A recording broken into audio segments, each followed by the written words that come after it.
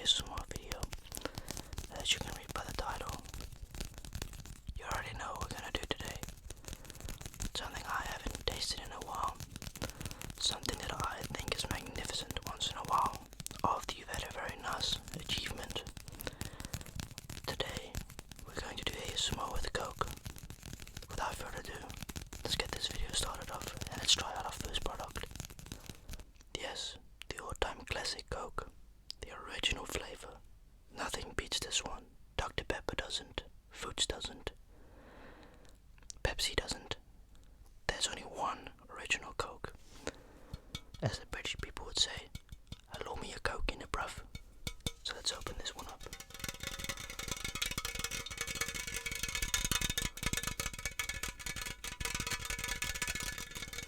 For many years, upon generations, people have tried discovering the secret ingredients recipe from Coca-Cola.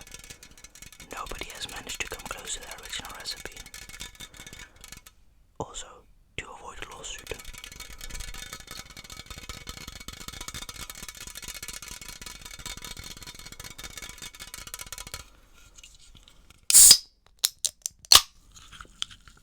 Oh, smell that.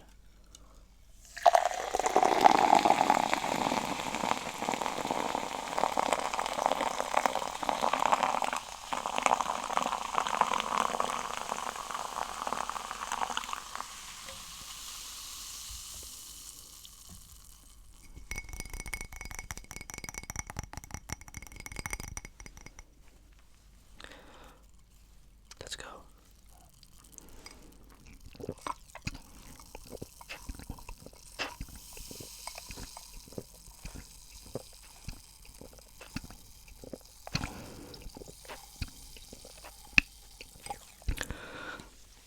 Oh, wow, that's some good Coke if I may say so. Fresh out the can. Now that's the thing, right? The bottled version. Oh my god, that tastes magnificent. But $4 for 4. I know, right? But you can buy 60 cents for these, $2.40 for 4.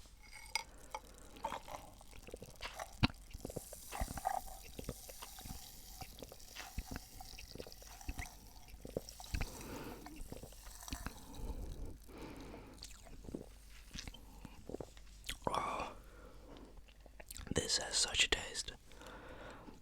Blows your mind away, basically.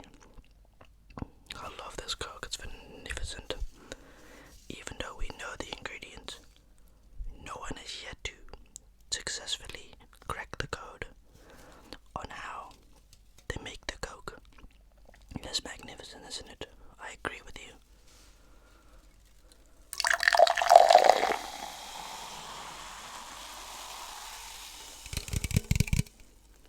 Oh man.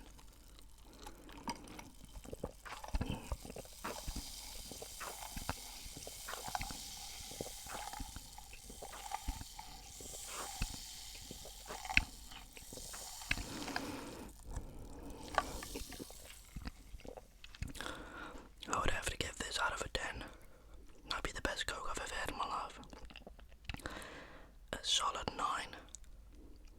The downside about this certain Coke is that, you know, it does stick to your teeth and we don't want that. A lot of the customers also complain that, you know, it sticks to the teeth because of the sugar in it.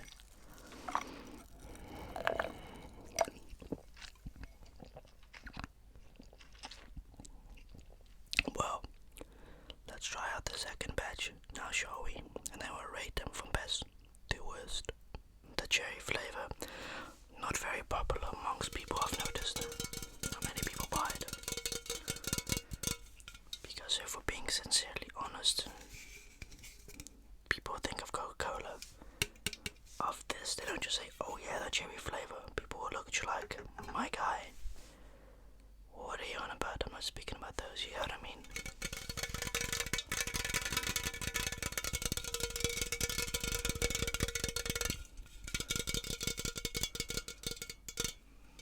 It's 9 o'clock in the morning when I'm recording this video. I just woke up an hour ago.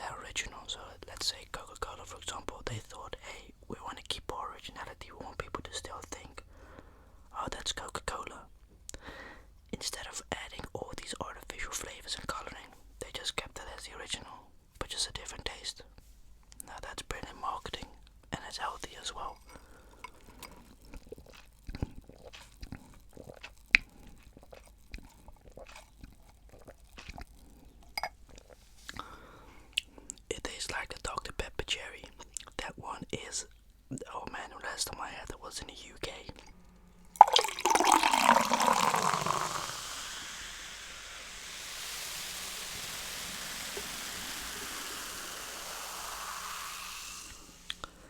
And that flavor was magnificent, you know, the Dr. Pepper cherry flavor you find in all the fish and chip shops.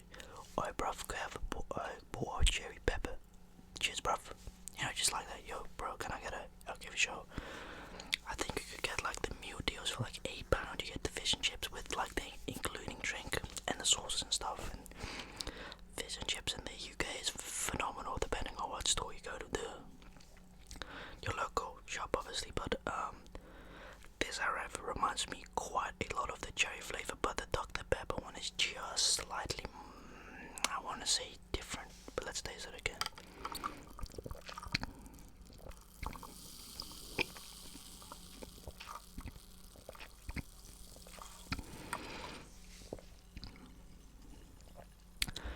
Yeah, okay, the Dr. Pepper one is more stronger than this one, although I love this one as well. I didn't buy vanilla in a can, but we got one in a bottle. It's currently in the fridge.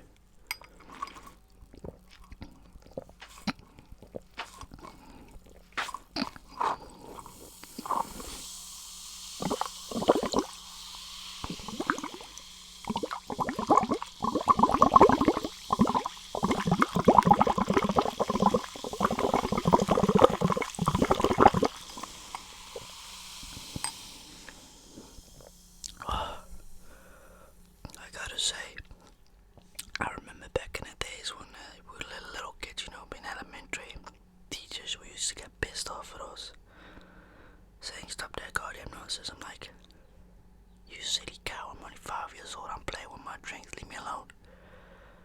It's like grown-up people forget that sometimes that they were also little annoying little shits as kids, you know. Like, damn, had a lot of bad things in my life as a little kid. And not necessarily stealing.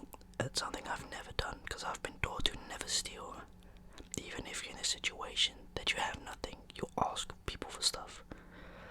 But you know, having to ask someone for something is very embarrassing and humiliating when you don't have a piece of bread. You know, I've been there a couple of times that it's like, I'd rather just starve, because it's so humiliating.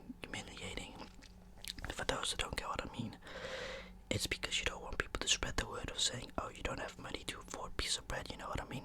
And that's why I've also never understood why people laugh at other kids when they ask for food, because look, at my high school, right, I was the wealthiest kid. What I'm trying to say with that is, people know that I was a YouTuber, they know that I was making good money, right?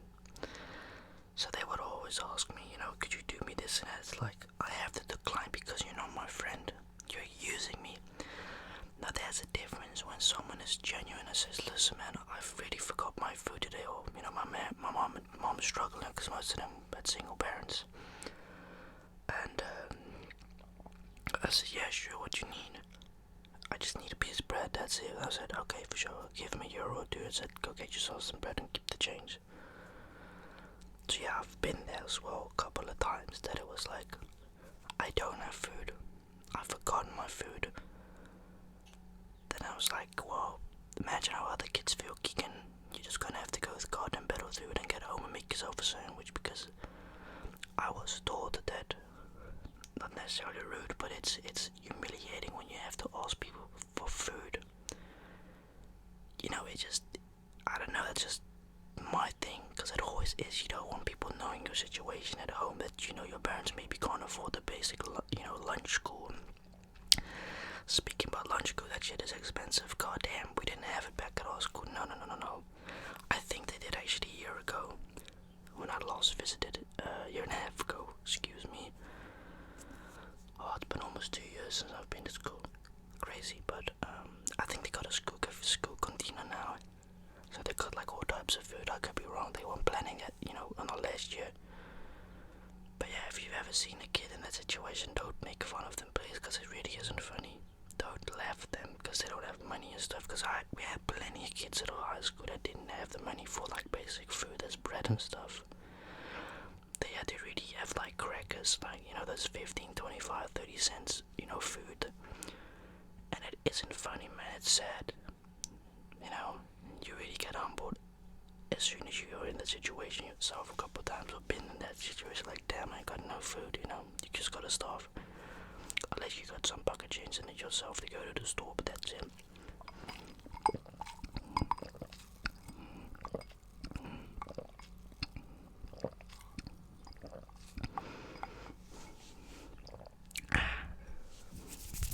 Well, I got 2 other cokes, but I don't want to use them now.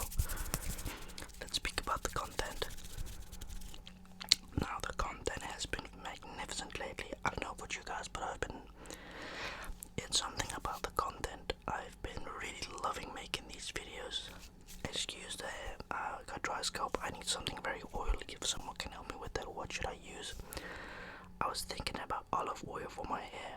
I've had a lot of people tell me if your hair gets like this, you need something with protein, like an egg, for example, but I ain't wasting a goddamn egg. You know how expensive eggs are nowadays. I'm a cheapskate, what can I say? I don't like spending my money, man. It's just, it isn't in me anymore. You know, back in the days I would spend $1,000 on a pair of goddamn shoes. Now it's like, damn, now I'm walking in beat up dad shoes and stuff, you know. I look like a basic person. Because that's the thing going. Don't look rich, but be rich. Which I'm none of both, by the way. I'm trying to get there. Every dollar counts.